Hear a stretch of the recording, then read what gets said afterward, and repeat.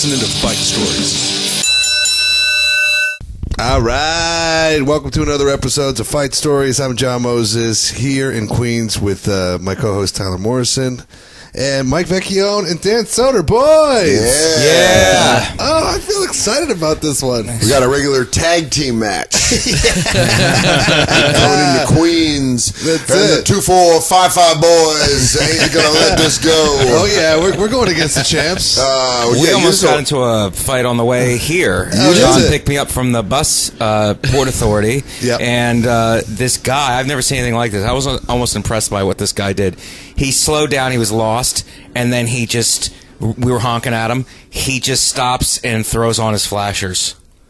That's a And pretty then official. He continued doing that. Then we tried to pass him. He sped up a little bit, Yeah. and then stopped again at a green light. At every put green his light. flashlight. Yeah. Every green light. Put his flashers on. That's a pretty. That's like a guy who gets into a fight and knows to have a witness there to say it was self-defense. Yeah. Yeah, Where the guy he's like- who's thinking one step ahead. Yeah, he's like, flashers. Now I'm out of the, now the cops can't get to me. Right. Now I can just drive like an egregious asshole. Right. If you guys weren't there and we didn't have a place to go, I might have been out of the car. Yeah. No, but John, you handled it very lightheartedly. And what was it? Yeah. What was the solution that you had? Which is actually a great thing to do. It was after the fact. I was like, you know what? Instead of me getting out aggressive, which I have done plenty of fucking times, Yeah. I caved the guy's door in the Bronx 9 months ago. With your 9 feet, months ago. your With my hands? feet. I fucking hoofed his car. Like the back stomp or the Yeah, front yeah, like stomp? a mule kick. I was just like, Yeah. fucking motherfucker! Like a coked up animal. But he did scrape the side of my car. Like, Okay, he that's fucked my big. car And up. then you try to get away? Yeah, and then tried to get away. Yeah, and I was yeah. like, dude, I That's, just need some equality in the world. That's eye for an eye. That's, yeah, It's just really funny justice. to break down the recipe of a door stomp. Where you're Yeah. like, what's in there? A little side scrape, a little runaway. Oh yeah, that would get me there. like a rage chef. You're like, yeah, that's a good concoction. That would make me fucking donkey kick someone's door in Oh too. yeah, one of my buddies up in Canada. Just before you get into this, he was walking down the street one time, and these guys drove by and nailed him in the head with an ice ball, which is so Canadian. Yeah. and he's like, "Fuck!" He like gets up and he runs and drop kicks their moving car, crushes in the door. Yeah. but he's down now because he just drop kicked a moving car. They all get out and just start boot fucking him. Yeah, licking him with the stomps. That's the Wow. kick where it comes off. Where it's like when you nut with a girl you're not supposed to be with, and you're like, fuck. Like, he drop kicked that door to me, and he was like, shit. not with a girl, Dan. This was a family show. Oh, I'm sorry. Yeah, we're talking fight. We can't mix fight and sex. That's never been Yeah, mixed this is the together. story. But you were saying you caved to guys, so you understand. No, I kicked his door in, and then, but it was like even that was a half measure because I was following him for a while, Yeah. and then I was like, what am I doing? Yeah. Like I might be driving back to this guy's house where he's like called some people already. So I Right. caught up to him at a stoplight, and I was like, I'm just going to settle for a little cave-in, and I just caved his door in. That's so funny. You go, And little ran away. snack, just a little piece. I'm not gonna fuck this guy up. I'm just gonna fuck his door up. I'm so mad. And then I jumped in the car, and it was like, okay, now I feel much better about it. What did he In do this while you were situation, caving his door in? He was just yell, like "Stop." this, like his hands up, like, come on, bro. Yeah, dude, because you got He one was look probably at you. a drunk driver. Oh, yeah, that's it too, Yeah, right? you got one Yeah. look at you, dude. Yeah. When someone sees real rage in your face, like, Oh, I'm sorry, yeah. I'm sorry. Yeah. So, but this time, I was like, you know what? Like, because at first I think he really was legitimately, like, kind of lost. Yeah. And then it was like a symphony of horns with me leading the chorus.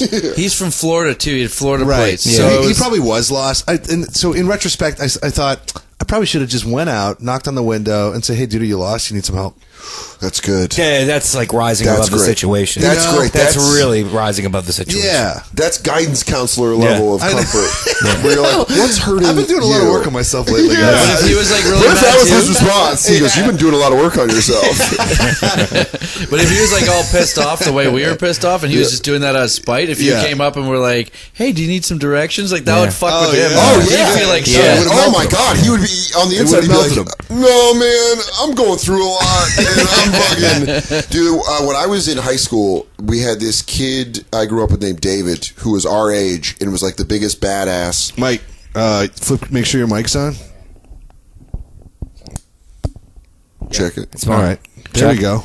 Yeah. Speak again. Do we have levels? No levels on you. My levels are. Dude, your stories were too violent for the podcast. He was talking If about John does a Patreon, if you guys do a Patreon, we can release your ultimate violent Dude, stories. this is supposed to be about fighting dudes, not domestic violence cases. Yeah, Mike's like, I'll tell you a good fight I got into. First round knockout with the old missus. They're like, Mike, no. She was fighting to leave. She was fighting my control, so I fought her face. you're talking about that kid David when you were growing up. Oh yeah, man. I grew up. Well, it was reminding me. John was telling the story about stomping in the guy's door. Oh yeah, hoofing it. Hoofing it, which is a great term for it. When I grew up with this kid who was like notoriously a badass. Like when we were 13, he beat up two 16-year-olds. Like he got sent to military school. Yeah. Got kicked out. He was one of those kids. Came back, left fat, came back muscular, which is the worst. Right. And we were friends. It's like going into jail Yeah. for assault and coming out ready to murder. You know, He went to this place in Kansas because I grew up in Colorado. He went to this place in Kansas, and he might be lying, but he told us this story when he came back. He was like, "Yeah, I was in there, and there was this other kid that took a padlock that I had a problem with, and when I was sleeping, he started hitting me when I was asleep." And I woke up and I was bigger than him, and I took the padlock away, and then I beat the shit out of him. And everyone that knew David was like, yeah, that's right. But one time he came over to my house when we were 16. First off, he punched a kid that went into a coma that we knew. So he came to my house, and my mom like felt legitimately bad because he hit the kid and knocked him out, and the kid's head hit the concrete. Oh, yeah. And he was like a former friend. It was crazy. David had like a million stories like this. right. It's a Con Air situation. Yeah, it's crazy where he hits him and he's like, now I might Can we murder a get kid. David? Yeah. Don't fuck with David. But he got into a traffic altercation where he was driving his mom's minivan, and this guy cut him off, and he started talking shit to the dude at a red light. Like, fuck you. Like, window down. Yeah. And the guy's like, it was a grown-up. And the guy's like, fuck you. And he's like, David just said, follow me to this parking lot. Just follow me. And the guy followed him into a 7-Eleven parking lot, got out, and David kicked the shit out of him. And then got back in his mom's minivan and drove to my house. He's like, I just fought a guy in a 7-Eleven parking lot. And I'm like sitting there like, I was playing NES. Like, I was just playing Nintendo 64. Wow. Fucking clearing the streets. Of men. Yeah, he was the toughest kid in our neighborhood by such a thing that he was almost like a Superman. Like, we were like, David's going to fight. He fought one of our friend's older brothers who was 21 when we were like 15, and that guy just wrecked him. It's the only time he lost the fight. Oh, really? Yeah. He just That's a fought him. mismatch, yeah. Yeah, he fought a grown man. Well, so was the guy who probably followed into the 7-Eleven parking lot. Yeah, that was like a The guy that pussy followed dad, him was probably like, time to pad the stats. Yeah. He's like, I got some half a chubby teenager getting out of this car, and then David just lays him out. And he's like, yeah. Oh, yeah. Like when FX started doing the Tough Man competitions, Yeah. we got all my friends and I were like, oh. Like, we all reached out to David, and he's like, I don't want to, I'm done. I'm grown up. I don't want to do that anymore. Yeah. We're like, this is what you were born for. You were going to fight fucking electronic, AC fucking repairman. Fight, go into it. How about the kid in the coma? Do they have a podcast for him? Yeah, no. It's called Dead Air. What are you doing now? It's called Beep, Beep.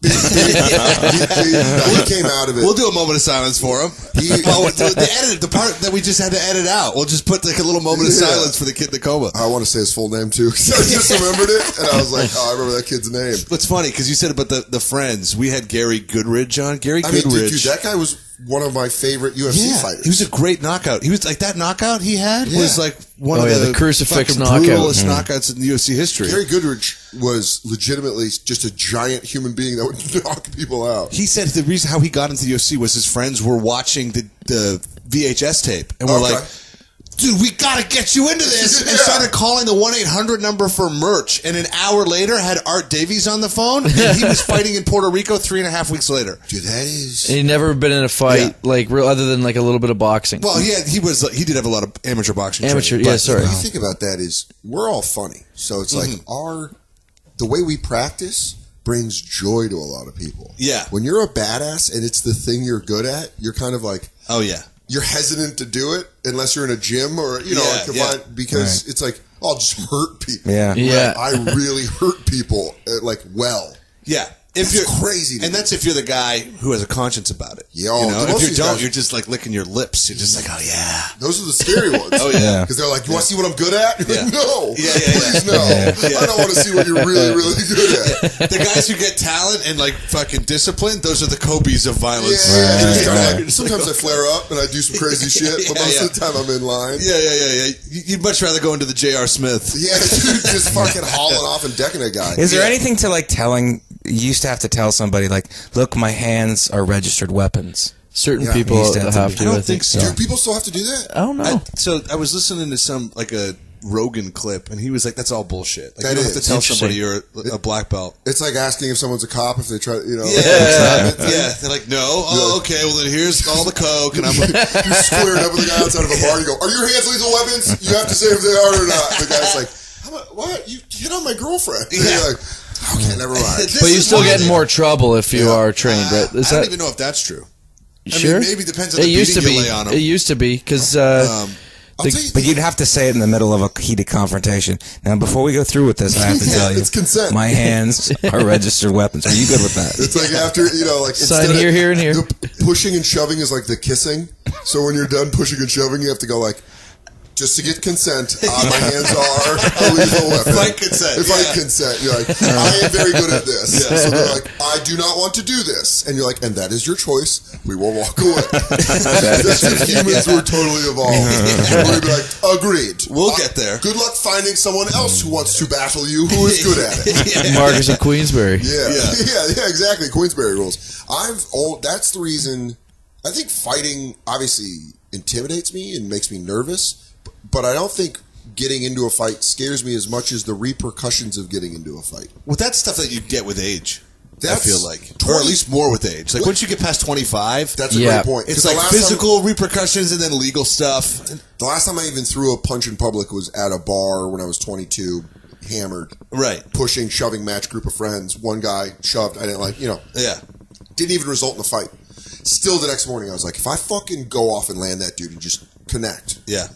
who's to say he doesn't aggravated assault, and then you're just like in jail. Yeah. And that's to me why like it was always stop. That's You were ahead of your time. I feel I'm like a that's legal more pussy. something that'll happen now, like 10 years later. I just had seen it where imprisonment, me in prison scares Yeah. me so much that I just look at all the ways of like, well, if I hit a guy, that could go. Right. There's a camera on the corner. Yeah. Well, you have was your story in college, Mike? As roommates, sometimes you tell each other story. You know, we've lived together for 7 years. Uh-huh. So Or sometimes as, it's, Mike says, legally. we're common law husbands. Right. Yep.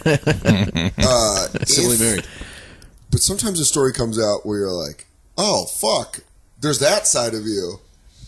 You know, No, but I'll say first, like I'm not like a fighter. I'm not. I don't like confrontation. Really, I'm not a confrontational guy. But you also- train, though. But he's also he's a former Division I wrestler. Yeah. Which, listen, he's a modest guy. Right. So he'll Yeah. be like, I was on the And now practice you're squad. boxing.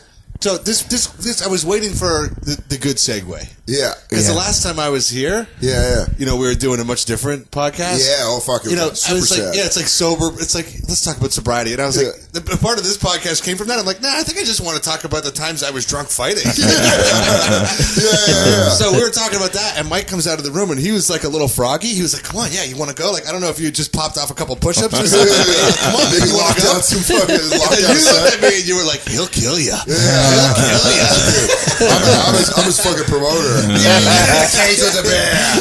right. Well, yeah, I mean, Mike is super humble. Super humble Right, so guy. Division But I I wrestler. wrestled for 1 year at Penn State. I did good in high school for my state. I placed in states. I went to the finals and lost in the state finals. So I went to Penn State. I walked on and I wrestled for a year. But I took this, Ben Askren, actually, who's a top level wrestler, and he didn't fight in the UFC, he fought in the other one, and but he was on Rogan's podcast, and he was actually saying this, and this is really true. The tough thing about Division I wrestling, or wrestling in a tough program, it's different than jiu-jitsu, and it's even different than boxing because it's the grind every day. Right. You're in battles every single day in the room, and our room was so tough, it was so high level that the battles were very, very tough and the grind of it over the course of a year. There's no off season in that kind of wrestling. You're fighting every day. Every single day. And it just wears you down mentally to the point where it's just, I think it just wore me down. And at the end of the year, like I went home for the summer and came back, I was like, I don't know if I can't put this much. First of all, I was taking a lot of beatings, you know what I mean? Because I wasn't as good as everybody else. And when I came back the next year, I was like, I can't justify doing this again. I just can't justify it. Like it's so much energy, it's so much work, it's so much pain that I can't really do this again for another year. Like so, I didn't do it again. There was a guy at the top that you're never going to catch, and what's the chance? I just thought that there was a bunch of there was that too. It's like I'm never going to start here. I mean, maybe when I'm a senior, if something happens to somebody and I've evolved, maybe I'll get a match or something in, but I'm never going to start at the varsity level. That's so much punishment to take for so a much. maybe. Yeah. You just, but what I'm saying is, like, even though it's only a year of that, I think that when you're calling someone tough, it's someone that can do things that are uncomfortable for most people. And so I think all wrestlers are trained. That's why MMA fighters are always like, oh, yeah, wrestling background's great, because the training is already the worst. So you're like, oh, if I do this training, I'll be in shape for fighting. Right. I mean, I think even boxers. How do you get from like boxing training is tough long term because of the CTE. Well, you're just taking so many shots. You're getting, if you get one for every one concussion you get in a match, you're getting 5 training. Oh, sparring and all that stuff. Yeah, but I'm talking about cardiovascular, the cardiovascular, like running versus. Boxers have to keep the road work and keep their wind up. Right. But it's like wrestlers deplete all of their energy and all of their muscles at the same time. Yeah. Yeah. Where it's like kind of like that Randy Couture thing where he could like slow his heartbeat down so he didn't spend his energy. It's like boxers are like pistons. They're just like fire, fire, fire, fire, stop. Right. Fire, but like wrestlers are like wrestling are kind of like that too. A fucking freight ship. But wrestling is like that too. It's like you start training differently. When I got, and I did a little bit in high school, but I would do that thing where it's like you sprint and then jog and then sprint and then jog and then sprint and just do that for a long, instead of just like a long run. Okay. Sprint and jog is better because that's what wrestling is like. It's like struggle, struggle, struggle. You're back, relaxed, setting stuff up. Struggle, struggle, struggle. Back, relax. And boxing is kind of like that too, where it's like you have these flurries where you need to call on that energy and you need to have that. So it's better to actually train that interval training type thing. So you're boxing. How long have you been training boxing now? No, I don't do. I did it for a little bit with a bunch of with Keith Robinson and Rachel and Marina. So that from was the cellar. Sort of a little bit of a hang. It was a hang, but it was actually very, very tough. It reminded me of wrestling a little bit in terms of like moving from the exercises being very, very tough, it being very cardiovascular, and us moving from one thing to another. Now, granted, it's like training us, like we're not professional fighters. But the guy who was training us, Steve Frank, was a professional fighter. Right. So he was giving us that kind of a training, obviously with some safeguards. We weren't sparring, doing anything like that. But man, it would have been great if he just took the restrictions off and he goes, you guys are going bare knuckle. Line it up. Marina, Rachel, get in the ring. And we're going until one of you drops. Yankee Stadium rules. Nobody leaves. But Will Sylvince was the guy most into it. I think he still goes, and I think Marina still goes. Oh, so basically what you're saying is I could probably take you now.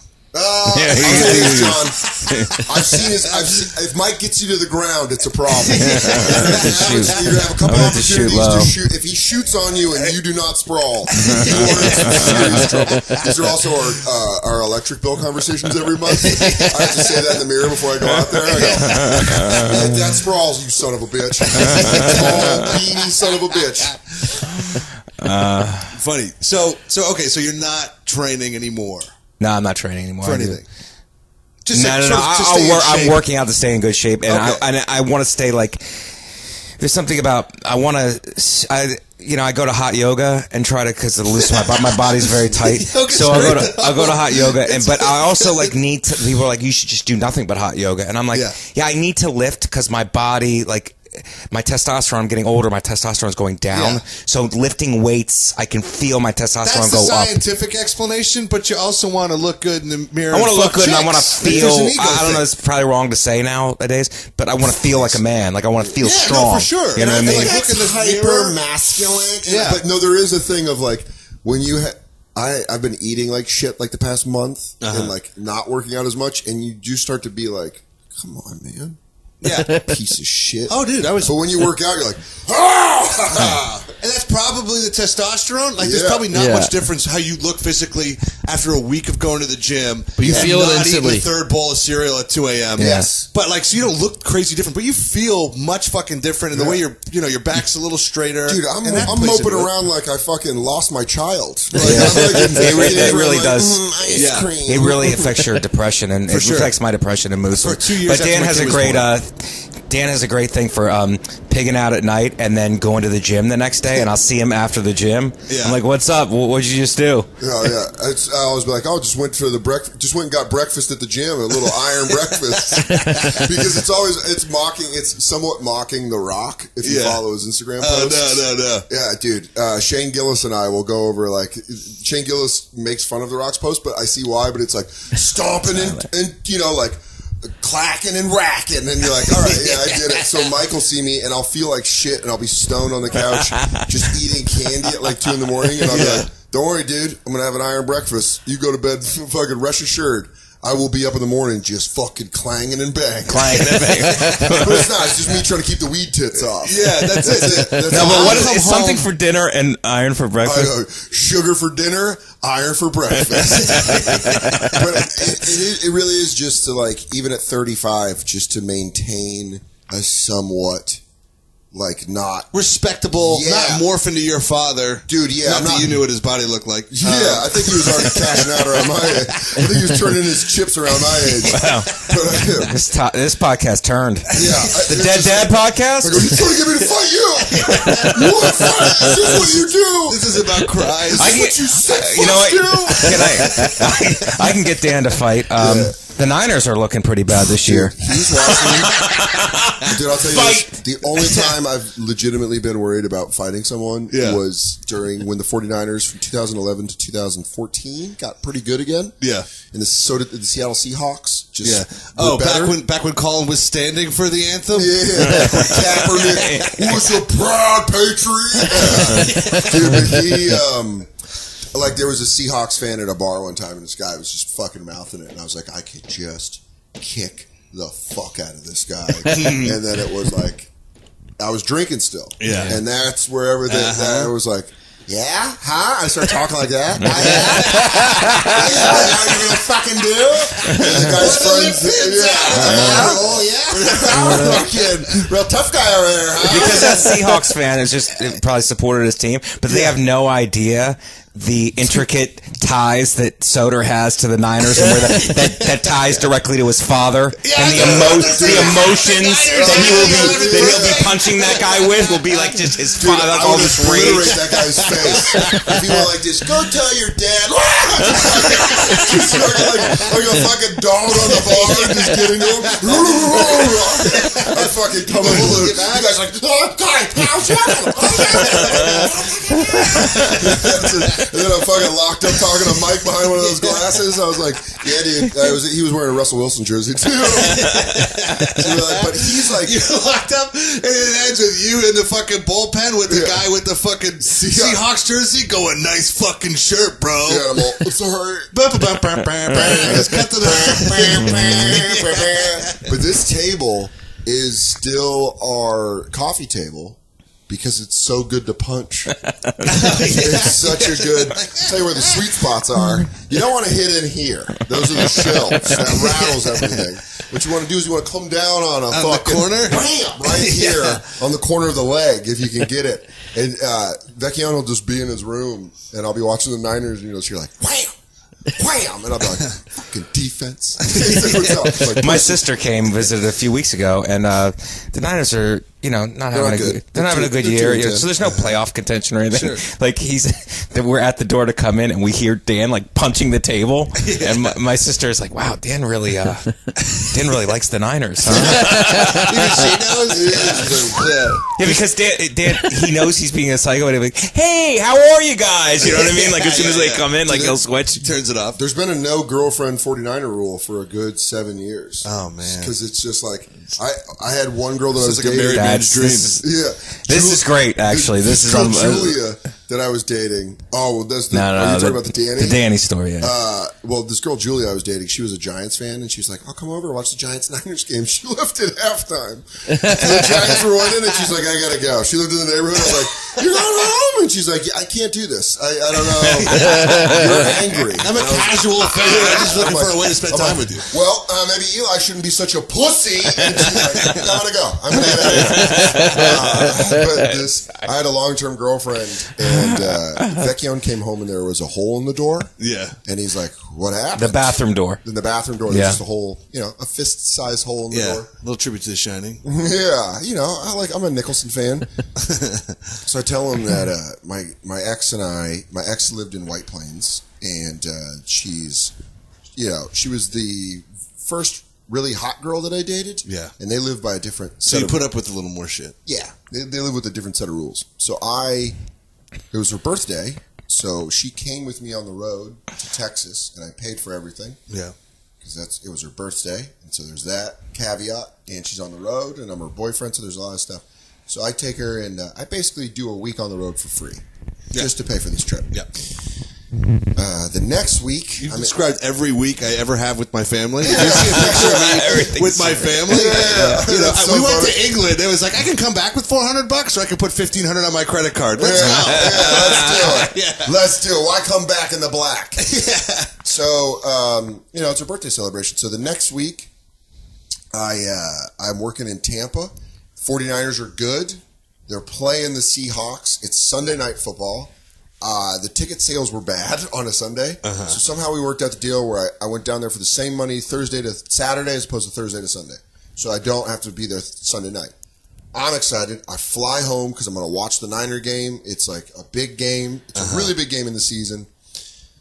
I order pizza. I get home around 4 o'clock. I talk to my girlfriend, and she's like, "My grandma and my best friend are coming over for birthday cake." And I'm like, "That's awesome. Have such a good time." And she's like, "So you're not coming over?" And I was like, "Well, the Niners are playing at 8. She's like, "So you're going to pick a football game over my birthday?" Then I hit her with I took you to Texas for a week for your birthday. She's like, "So that's it." And it just starts. The fight just starts where it's like, "Well, I think I was a pretty good boyfriend. I don't think I really owe you." And she's like, "So football means more to you than me." And I'm like, "No, but this game means more to you than this backup birthday party." And she's like, "Oh, that's that." And then it's just like screaming, walking back and forth until she catches me with something where I'm in front of the door to the bathroom, and I just let one go. Like, wham! And I'm like, "What the fuck?" Oh, she hit me with a "Stop yelling at me." And I'm like, "This is yelling! This is fucking yelling!" Went up there at halftime. There's not a more defeating feeling. I've been beat up when I was a teenager. I've been beat up. There is not a more defeating feeling than getting in your girlfriend's RAV4 and her side hugging you, going, "You're the best boyfriend." I'd rather just been shot in punched in the face multiple times. Than to sit here and squeeze you from the side, and you're like, and the breath just goes as it leaves. Fucking cake. But I love the "Don't you want to have cake with my Nana?" Yeah. Oh, she's like, "Do you not want to have cake with my grandma and my friend?" And you're like, "I want to watch the fucking 49er game." Yeah, so I think if we're learning anything from this episode is if you want to fight me, just shit talk the Niners. And I'll come for you. We'll break the streak. Yeah. But Vecchione told me a story. That was what I was trying to say at the beginning before I was fucking going over his resume like I'm his fight promoter. Yeah, you were fucking his promoter that day, boy. Dude, but he has this story about when he was... Were you in college? I was in college, but I was home for the summer, and we went to this bar that we all used to go to underaged. It was down the street from my house. It was real close to where we used to live. So we used to go there underage, and then now it's a few years later. It's the bar changed ownership, and we go back there, and it's me, it's my best friend, It's my girl at the time and my sister. So we're all at the bar, and we don't know anybody. I figured we'd know people and everything, but we don't know anybody anymore. It's a different place now. So we're like, oh, yeah, that night sucks. This is a good place to have drinks as any, you know? So it's just us. And my sister's like, I don't really feel like being here. I want to go home. And I drove, so I'm like, all right, well, I'll take you home. I'll just come back because it's like not that far. So I took my sister home. I came back. My girlfriend's crying. And I'm like, what's wrong? And she can't even, like, tell me what's wrong. So my best friend's like, these guys over there, like, I think they called her fat. They called her a pig or something, or called her fat or a pig, something like that. And so my friend is like, he's snapping at them. Yeah. He's like snapping at the guys.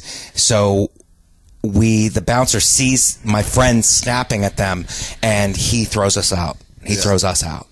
So they must be the regs.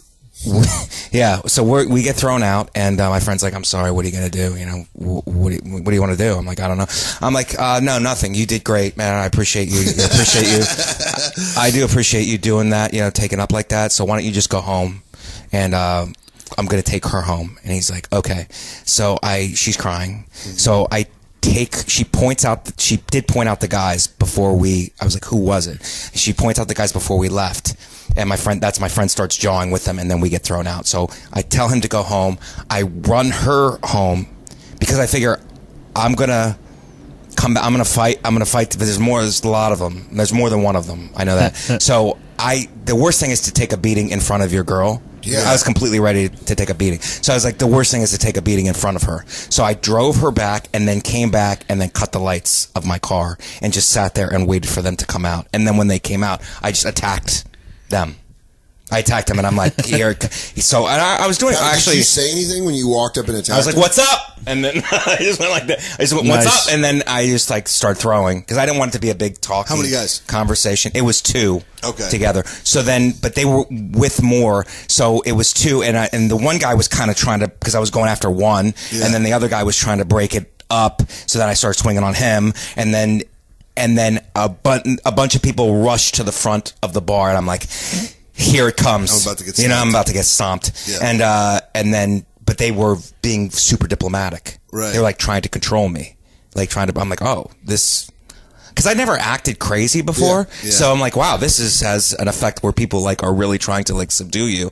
But then I heard sirens after a while, and I was like, I gotta get out of here. So then I jumped in my car. So did you get a few good ones in? I got a few in. I'm surprised that like you didn't. It was very thought out and meticulous. Dude, that's the part that makes me laugh. And not fucking... The part that makes me laugh the most, that's so psychotic, is the light cutting. The light cutting. Thought of him just gripping a steering wheel and breathing through his nose, like... What movie did you see that inspired that fucking scene?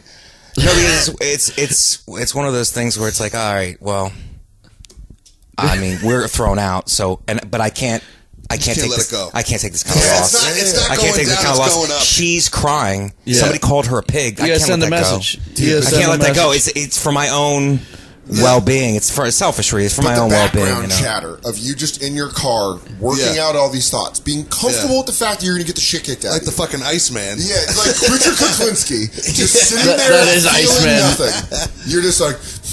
And it's the thought of a guy like me coming out and lighting a Camel Light that has nothing to do with the situation. Yeah. I'm like, hey, but Mike knows it's not me, you know? And I'm just like out front, like, this bitch said I can't do another song. I'm like, suck my dick. And then the door shuts and it's back to Mike just being like, and then they come out and he's like, it's time. And then the like the boop boop. You got the fucking movie, the drive views in the background. Yeah. And he's like, here we go. He's coming out and be like, what's up? I'm inside getting a beer, like, whoa! And I come back out, like, this guy's kicking the shit out of like Roger and Timmy.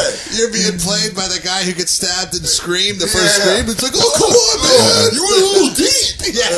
Like, that's the worst. It's the worst to like. I knew like if I have to take a beating, I don't want it to be. It would make the night worse. If I took a beating in front of my girl. Very calculated. I used to live in Washington Heights, and when I was dating, I don't want to mention her name, but I was dating a girl for years. And what I would always do, because I was parked at this gas station, there was no parking in Washington at the end of the street, and there's a bunch of clubs and stuff down there. I was on Dykeman, and so I would drop her off we'd do a key before she had the keys to my place. Key exchange, go, let yourself in, bring the keys back. And then I would go park, and then I would walk myself back. Because it's one of those things where it's like, I don't want her to walk, obviously. It's easier, more convenient. But also, if I'm walking with her, and one of these drunk guys...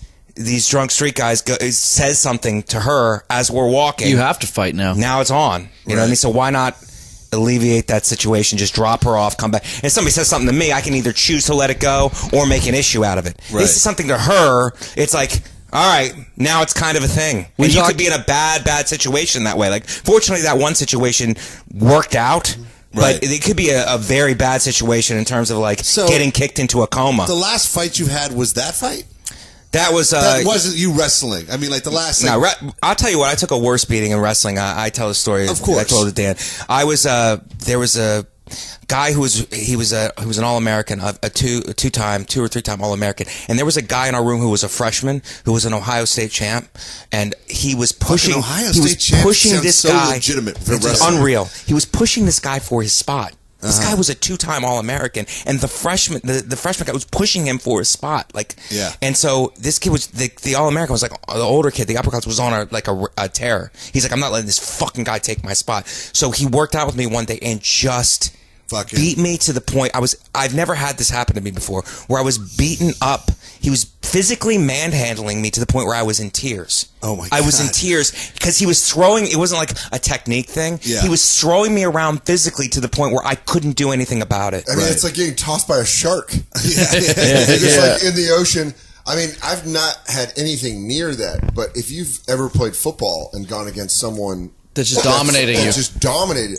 I got dominated by this kid that went to Nebraska, not in that way, but in a way where he would grab my chest plate on my shoulder pads and throw me on the ground with one hand, pick me up and slam me back down. And you're like, you got to get up for the next play. Yeah, it's like being manhandled by a grizzly bear, but that sounds worse because it's like, sweet, it feels so personal. And well, like, he's putting all the extra pepper on it. But you have the rage inside of you still, but it's not translating to power. That's going to do, your power has nothing. So at some point, the chemistry turns it into estrogen. That's really true. It's like, it's just tears rolling down your face like a child. Well, but the reason I asked was that the last fight you've got in was the one in the street. When was the last time you got in a street fight? Like where you went up to that guy and was like, you, kong, kong, and like started swinging. No, it's not. But the thing is, every day you're living the possibility of a fight playing out and sort of prepping for it. Like, I don't know about you guys, but like when I'm at the gym, in my mind, I'm training, and it's for the testosterone, it's for my health, but I'm also like, if I fight this guy, this is what's happening. Oh yeah, your size never went up. It's like the Terminator. You're scanning them like the Terminator, and that's what you were doing when you took your girl home and you parked there and you're waiting. You're Terminator in the parking lot right there. It could have been Red Vision with all the things. Yeah, I'll do a thing where if I'm in the subway and I have like a dust up with someone, like that, I immediately go to like, okay, if this turns, I just fucking hit their head off the fucking wall, and then I just come at them because I'm a big headbutt proponent. The last thing I got into at that bar, I fucking went. Yeah. When you miss a headbutt, I'd always wear my hat backwards at the bar because you could headbutt someone if they got in close on you. I'll tell you this though, a missed headbutt, you feel pretty fucking dumb. I want to fight headbutting a guy as a kid, right? Yeah. So like, this is all like kid shit. But like, I was 17 and some guy was shooting his mouth up, and I just grabbed him and fucking boom, boom, and pumped him with headbutts at a party. So now I'm the headbutt guy, right? Everybody's like, oh, fucking headbutt him. Yeah. So then I went to headbutt a guy later on that was like 6 inches taller than me. Oh, no. And fucking totally, I hit him somehow, like on the angle of hitting him in his head. He just shook it off. I said, what the fuck? I'm like semi-concussed. Stumbling around the street. Oh, missed headbutt. What the fuck happened? You just hear that noise? Yeah. I'm like, I'm cool. What's up? That hurt you? Yeah. That hurt you? But if you I hit a running back like that one time in high school playing football. I fucking hit a guy, big Samoan dude, and he was like a Jerome Bettis type running back. And I hit him, and I got up to go back to the huddle. I was like, what's up? And I was like, nothing's working right. Yeah. Football is the worst. It's like you have that. Game. Well, I did it on a kickoff return where it's like I hit this guy. We were scrimmaging, and I hit a guy from our. I was like, it was an inter squad scrimmage, so it was from our team, and it was good contact on both parts. But he got up like talking shit, and my bell was so rung. I was like, it's like It's like, what's the cheapest move you've ever pulled in a fight? Oh my god. What's the dirtiest move? That's a good question. I remember wrestling a buddy of mine in my living room. Or maybe it's his living room, but we were wrestling like we're buddies. Yeah. We were just like fucking getting the upper hand, and he fucking fish hooked me, and I was like, "You fucking dirty cocksucker! This is a fucking we're friends. Yeah, I paid for the case. Yeah, why are you doing this? The dirt! I broke a bottle over a guy's face. Yeah, that's dirty. And then and felt fucking horrible about it. And then after I remember. This was me. This is when I was flirting with not drinking anymore. Okay. And I remember sitting down with my buddies, like have a head full of AA, but I'm not quitting yet. Mm-hmm. And I'm like, guys, I don't want to fucking fight anymore. I don't want to drink anymore, dude. I love you guys. I just want to have a good time, bro. Peace and love, you know. Yeah. 3 beers later, some guy bumps my friend once and then bumps her twice, and I just went, that's enough. Boom! And I licked him. And when it broke, he just came up all bloodied, and I was in shock that I hit him, and he was bloodied. And he goes to lunge at me, and my buddy Pat, who is like a lifelong bouncer, it's got a fucking knot in his head the size of an 8-ball, just grabbed him and fucking ground the glass into his cheek where I just popped him. Oh fuck! And wow! It was fucking havoc in that club. Yeah. Wow. Except because my friend worked at the club, the bouncers were like, "Get out the back door." Fuck. So we got away with that one. And I remember I was at another bar, like we went back to the neighborhood bar, and we were doing coke off the toilet. And I was explaining to another buddy, I was like, "Oh man, I just feel so bad for fucking bottling that guy." Fucking ring on the line. You go, dude, I'm telling you, your jaw's going back and forth. You go, I fucking feel bad, dude. I feel like I'm sure he probably came up off a line, right? Yeah, dude. But you know what? Probably you're giving that guy a good story. Dude, you are not fucking far out. Dude, he comes up the line, he goes, his doors. You did him a favor, bro. You probably saved his life. I swear. Coke energy is at all costs everything forward. So that was probably the dirtiest fucking move. Yeah, dude. Coke energy is like the spread offense of socializing, where it's like all forward, no sideways. Where he's like, yeah, dude, and I'm going to tell you this. Years from now, I'll probably shake your hand. This is too dumber. Anyway, just get back out there. Oh, dude, that's a dirty. I mean, a bottle breaking is a dirty move. Yeah, that's something that gets put you in. You get put in jail for that. Yeah, one of the dirtiest, probably one of the dirtiest moves I ever did was in hockey. I was a goalie, and there was this guy. We were playing this team Keswick. We fucking hated this town, and they're just such bastards, right? And they're putting us out.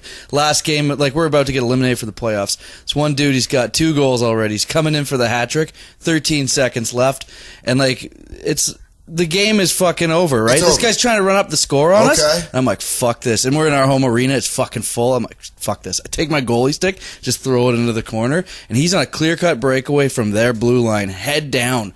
I'm like, he's done. I just start skating as fast as I can, catch him at our blue line, 1 punch with the blocker.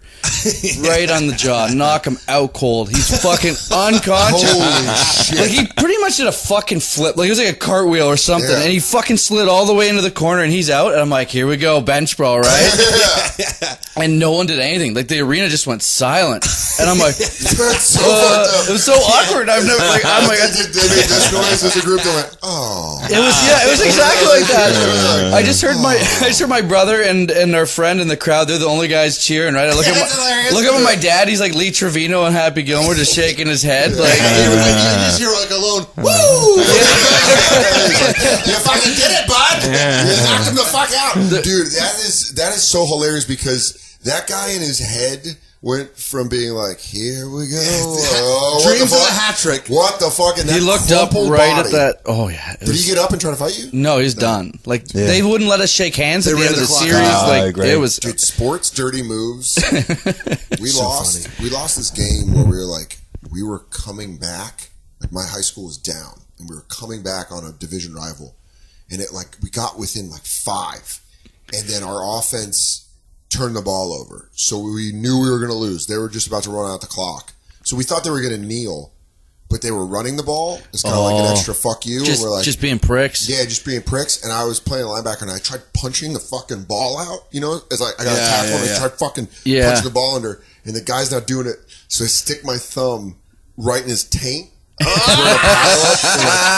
just jam it, dude. It was his face mask. His face mask was like on my shoulder, right? Yeah. He's on top of me, Because I was trying to punch the ball in it, so I went around and did that, and you just heard this dude go, "Hey man, hey what the fuck?" They're like, "This guy got his finger on my balls, man." And I'm like, "Fucking God!" I got up.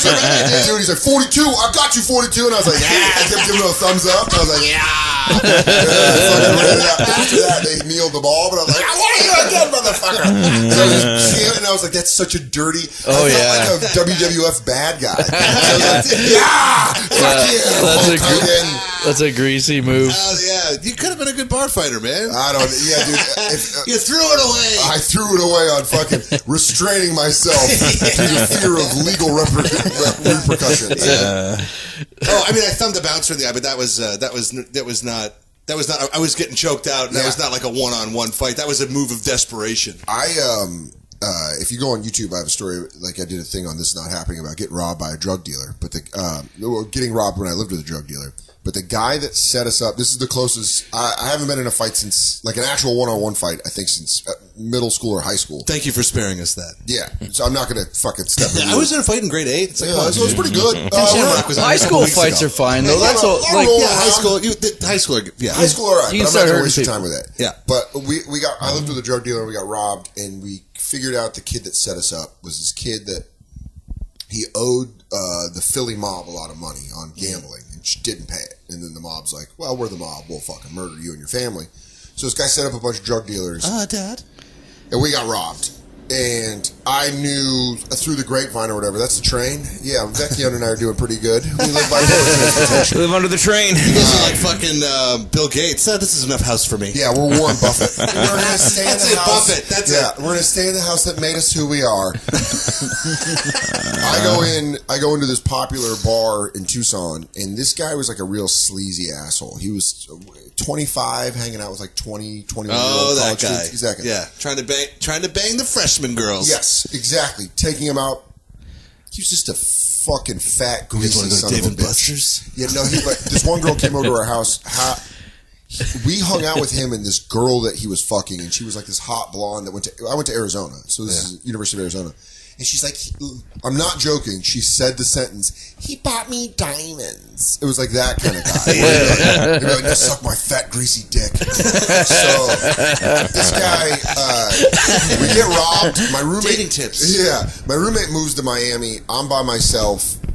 I'm doing summer school so I can graduate in the fall. And I go into the bar and I see this dude hitting on a girl. And so I just go up to the bar and I go, "What's up, you fat fuck?" And he's like, "Oh," he goes, "What's up?" He like tries, and I go, "You gotta act like you didn't set me and Amir up. Like you gotta act like you didn't set us up." Yeah. And he's like, "Man, fuck you. People have been saying that. I didn't set shit up." And so, just starts doing that. And I go, "You fucking," and I'm hammered. I'm like, "You fucking fat liar. You're gonna lie to me," And he's like, "Man, fuck you. You think I set you up?" And I was drinking a highball of rum and coke. I had a highball of rum and coke.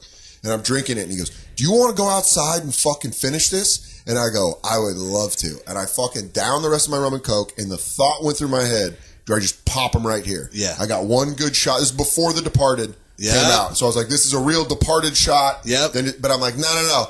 I might actually get this guy. And I've been working out, fantasizing about what I want to do. So Dreaming.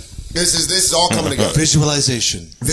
I put the drink down and I go, I would love to. And so it was weird, man. It was the closest I'll ever have to a fight presser because we're walking from the bar to the front door and we're talking shit to each other. Yeah. We're talking, and I'm like, "You fat fuck. I'm going to kick the fuck out of you.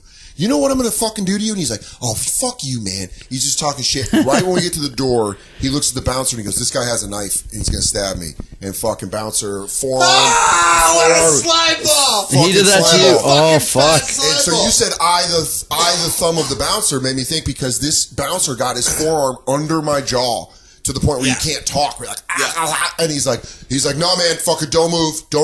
Be cool. We got to search you." This guy says you have a knife. I was like, I'm like trying to explain it.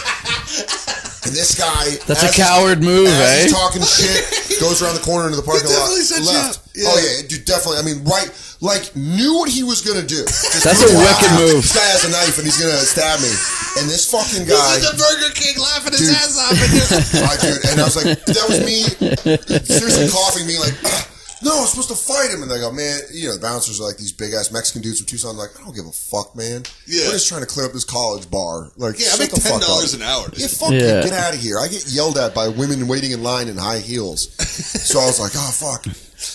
And then I caught his little brother at a bar, like 2 months later, and I cornered his brother, and then that was that feeling of like, what am I doing? This kid, you know? I was like, your brother fucking wants this, you know, he's like, dude, my brother's a piece of shit. I don't fucking like it. It's so often is the point, like the brother's just like a studious, nice That's boy. What he was. That's exactly what he was. He was more like, dude, my brother, I almost said his name, but he's like, yeah, you know, he doesn't speak for a family. He's like, Chris sucks, and I'm sorry, and fucking, please leave me alone. And that kid, Nick, was like a nice kid. And I was like, man, I ain't gonna fucking hold you to this. Chris and Nick, Denver. Do your homework. Not Denver. Facebook. I'll give you fucking DM me. I'll give you their info. I ain't forgetting them. I do a little check-in. They take us around now in the gym, fantasizing about catching them now fatter and greasier. You might have been a step ahead of me. I went 10 steps ahead of you now. Count of Monte Cristo, motherfuckers. I've been waiting for this. But Dan, did you have a knife? No, not at all, man. This guy kicked me in the stomach. That's for hash, bro. This guy kicked me in the stomach. He was in grade 6 and I was in grade 2. I checked him up on Facebook to see if I could kick his ass today, and I was like, no, I couldn't. This is the one you gotta let go. No, this guy's like, it's deep enough where I'm like, do I hire a private eye in order just to track him? And then just book a gig in his city, and then just fucking take a nice Thursday afternoon. Then you're sitting in your fucking car waiting for him to come out. Lights off, breathing, holding the steering wheel. So I did something similar in the summer. There's this fucking kid. This is way more petty, though. There's this little fucking bastard in high school. He's a high school kid, and he's got a dirt bike, and he's just ripping around my neighborhood on the fucking dirt bike, always waking up my kids. Okay. And he fucking comes by at least 4 times a day. I'm like, you little pecker. And I can hear the fucking bike coming. And my wife's like, you gotta fucking do something about this. I'm like, yeah, I fucking do. I'm like, what am I gonna fucking do? I don't have a dirt bike. So I fucking take the car and I fucking position it in the driveway because I know he's gonna be coming around the corner. And like, I'm like, the second he comes around, I'm just gonna hammer the fucking horn on him and scare the shit out of this fucking kid. And I'm sitting there with a fucking beer in my car in my driveway, like the biggest piece of shit. Like, I'm like, what am I fucking doing? Like, because he's obviously not coming by. Like, I heard it, and then every time I hear the bike, I'm like, I gotta go out to the car. Yeah, you get in the car with a beer, just put it in the fucking holder. Like, here we go.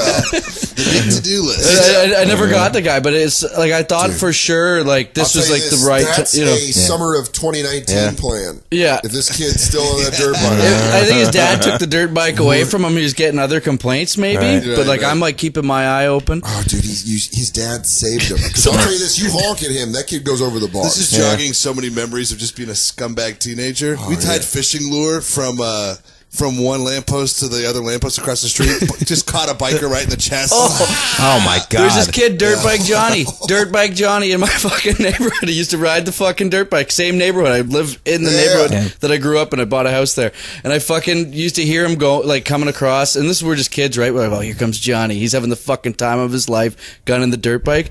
And there's these boards across the ditch that he'd drive across. I'm like, boys, take away the fucking boards.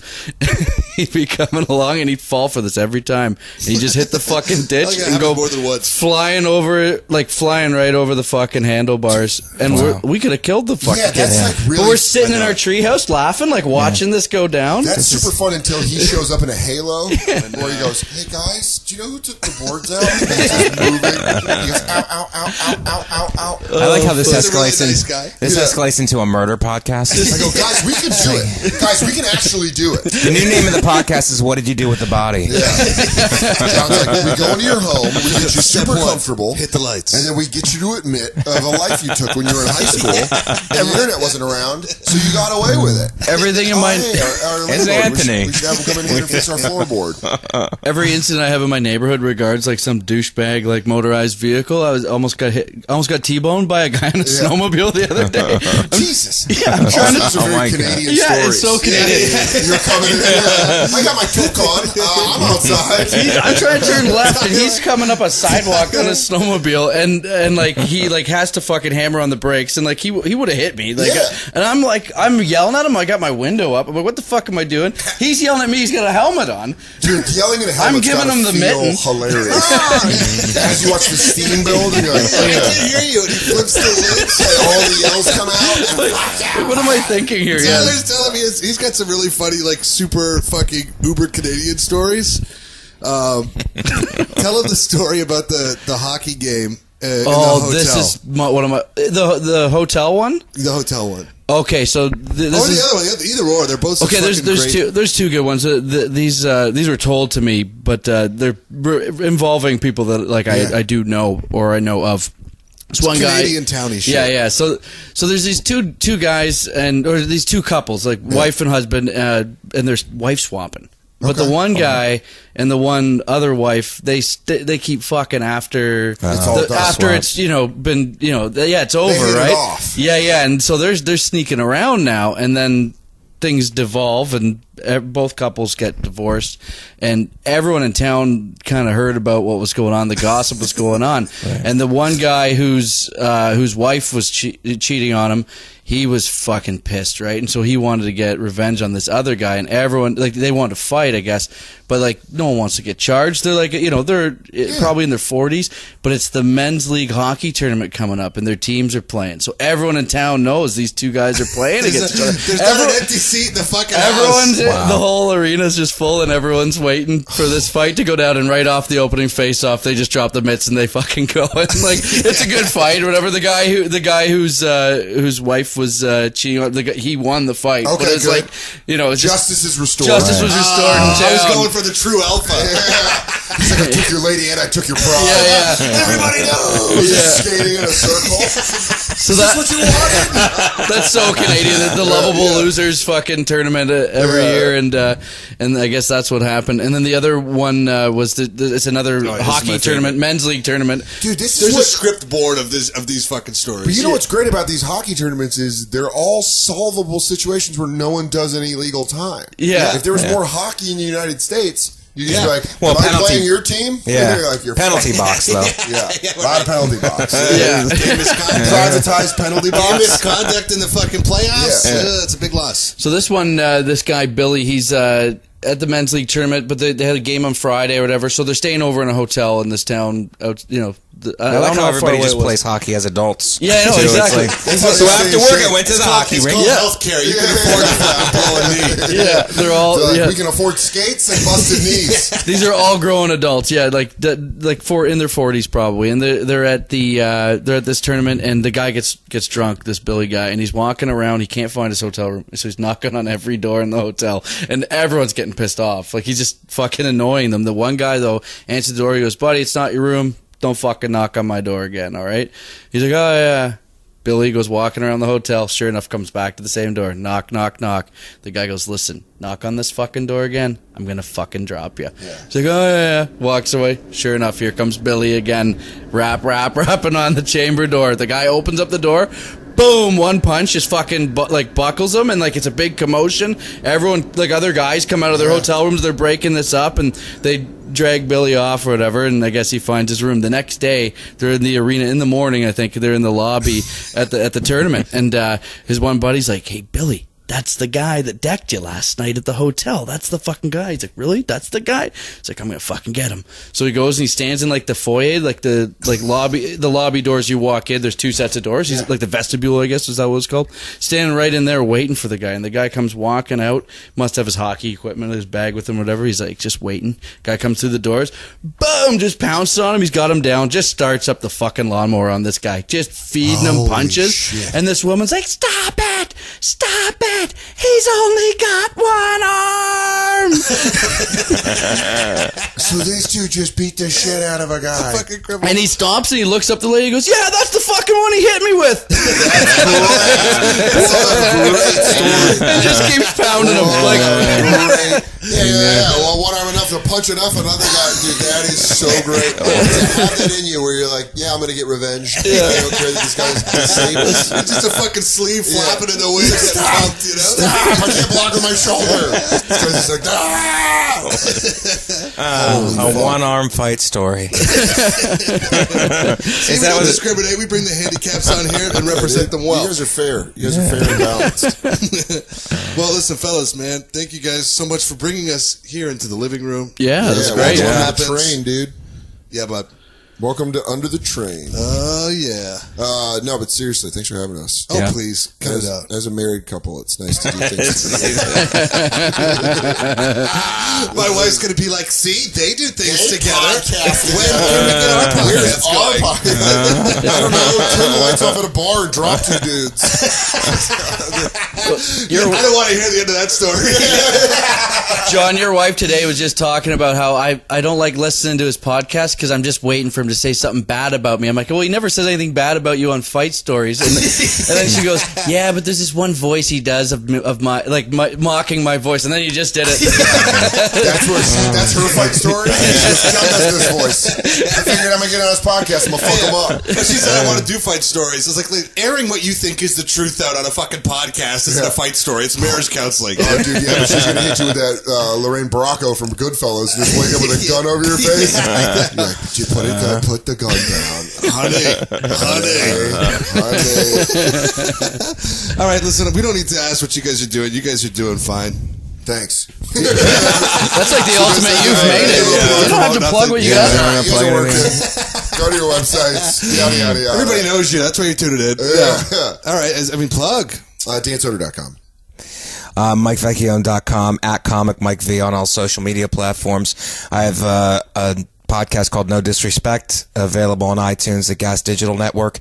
Please buy my album, The Worst Kind of Thoughtful, available on iTunes. This guy making, I wanted to do, I thought we were going to do website stuff. Dan's doing way better. All right. Check out Dan on the bonfire. Billions season 4 coming out soon. Episodes 3, 4, 5. I'm working real hard. I got some stuff coming up in 8 that's real, just dynamite. Thanks for having us on. Thanks, guys. So much fun, man. Guys, thanks for listening to Fight Stories. We are having a great time making this podcast. We're getting some great guests, and the feedback has been awesome. If you want to support the show, you can do it in 2 ways. Way number 1, money. We're on Patreon now, so check out Fight Stories. Anything we get, we're pumping right back into the podcast. We're trying to get bigger, better, and better. Secondly, continue to subscribe and share, and please rate the podcast on iTunes. This one is the line he wants to hear. Your Fight Story so well. You hear that, Ryan? We appreciate you. We're on Instagram at Fight Stories Podcast, on Twitter at Fight Stories Pod, and on Facebook, just plug in Fight Stories. Our ugly mugs are going to pop up. Support the fights. Fuck the arts.